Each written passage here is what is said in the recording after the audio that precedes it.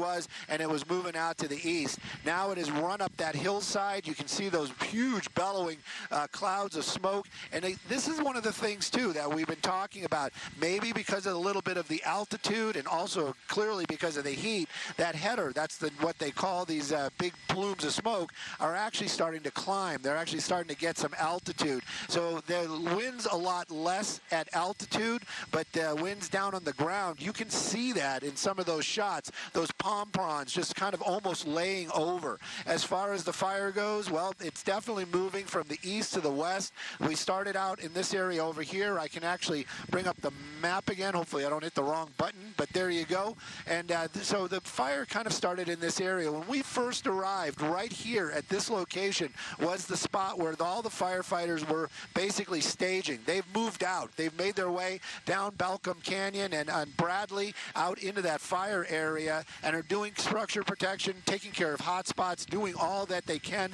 to keep those keep the structures and property safe. But as far as the fire goes itself, it continues to move out to the west. Look at that huge plume of smoke over here.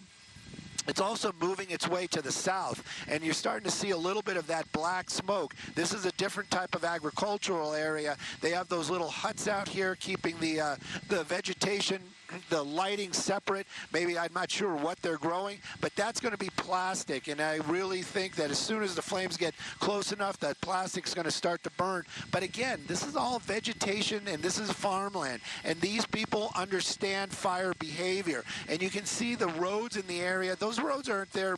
They're probably there for access, but they're also there to keep that break from where the flames are and where the actual plants are. Now, if the winds shift, that really isn't going to help them at all. But as long as the winds keep pushing it in that same direction, these crops might actually be safe. I did see a fire truck making its way over here to this piece of farmland. This definitely looks like it's probably going to be horses and or other livestock. There's a water truck out there. That's what we're showing in the center of the screen right there. And that's probably part of the people that live in that area. They probably use that on their farm, but they also might be coming out to this area that's burning right now. And we've seen them, help the fire department. A lot of times we'll say, oh, they don't want that kind of help. It's a dangerous situation.